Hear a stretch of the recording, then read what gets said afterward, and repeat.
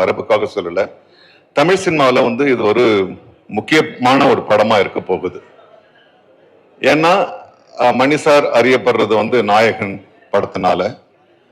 அது வெற்றிகரமான படம் என்பதை விட ஒரு கல்ட் ஃபில்மா இருந்துச்சு. இன்னைய வரைக்கும் இருக்கிற new generation of directors they wanted to match Nayakan என்ற மாதிரி ஒரு ஒரு ஒரு தர நிலையை வந்து கொண்டு வந்து வச்சது நாயகன் என்ற படம்.